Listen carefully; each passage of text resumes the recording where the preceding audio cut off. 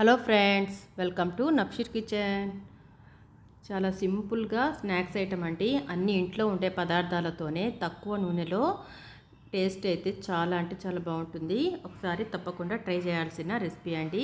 ముందుగా నేనైతే ఒక పెద్ద సైజు ఉల్లగడ్డ అయితే తీసేసుకొని పీల్ చేసేసి ఈ విధంగా తురుముకుంటున్నానండి. ఈ విధంగా తురుముకున్న తర్వాత నీళ్లు తీసుకొని ఒక బౌల్లో ఇందులో వేసేసి ఒక 10 నిమిషాల పాటు పక్కన పెట్టేసేయాలండి. ఈ స్టార్చ్ అంతా పోయేంత వరకు శుభ్రంగా కడిగేసి వేరే వాటర్లో తీసేసుకోవాలి.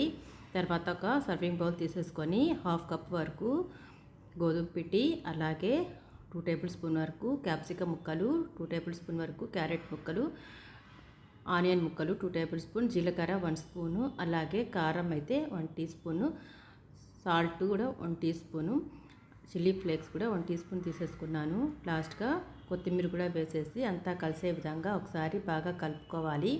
ఈ విధంగా కలుపుకున్న తర్వాత శుభ్రంగా కడిగి పెట్టుకున్న పొటాటోస్ను కూడా తురుముకున్నాం కదండి, ఇది కూడా ఇందులో వేసేసి బాగా కలపాలండి. చాలా అంటే చాలా ఈజీ ఫ్రెండ్స్. ఒకసారి ఇలా ట్రై చేసి చూడండి, మీకు కూడా నచ్చుతుంది. పిల్లలకి కనుక పెద్దలకు కనుక ఎవరికైనా ఈ స్నాక్స్ అనేది నచ్చుతుంది. ఎందుకంటే అన్ని హెల్తీ పదార్థాలే కాబట్టి, గోధుమ పిండి అనేది హెల్తీయే కాబట్టి మనం సింపుల్గా ఈ రెసిపీ అయితే చేసుకోవచ్చు. నేను 2 టేబుల్ స్పూన్ వరకు వాటర్ అనేది వేసేసి కొద్దిగా జారులాగా పిండి అయితే కలుపుకోవాలి. ఈ విధంగా కలుపుకున్నాను ఫ్రెండ్స్. ఈ విధంగా కలుపుకొని పక్కన పెట్టేసుకోవాలి. తర్వాత పెనం మీద మనం తవా ప్యాన్ అయితే పెట్టేశాను. బ్రష్తో ఆయిల్ అనేది అప్లై చేసేసి స్పూన్ సహాయంతో ఈ విధంగా మనకు ఏ సైజ్ కావాలో ఆ సైజులో స్పూన్ సహాయంతో ఈ విధంగా వేసుకోవచ్చు. చాలా సింపుల్గా వచ్చేస్తుంది ఫ్రెండ్స్. ఈజీగా కూడా టేస్ట్ అయితే చాలా బాగుంది.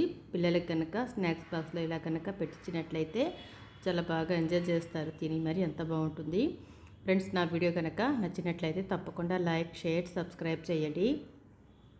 పక్కనే ఉన్న బెల్ ఐకాన్ని క్లిక్ చేసినట్లయితే నేను అప్లోడ్ చేసే కొత్త వీడియో నోటిఫికేషన్ ద్వారా మీరు చూడగలరు. ఈ విధంగా వేసుకున్న తర్వాత 1 టీ స్పూన్ వరకు దీని మీద మనం ఆయిల్ అనేది వేసుకోవాలి. చాలా తక్కువ నూనెలో ఈ రెసిపీ అయితే మనం చేసుకోవచ్చు. చూసారు కదా, ఈ విధంగా నేను బ్రష్తో కొద్దిగా నూనె అనేది వేసాను. ఒక 5 నిమిషాల తర్వాత కాలిన తర్వాత రెండో పక్కకి టర్న్ చేసుకోవాలి. అలాగే 5 నిమిషాల తర్వాత మళ్ళీ రెండో పక్కకు టర్న్ చేసేసుకొని ఇంకా సర్వింగ్ బౌల్లో తీసేసుకోవడమే. చాలా ఈజీగా టేస్టీగా ఉండే గోధుమ పిండి స్నాక్స్ అయితే రెడీ అయిపోయిందండి.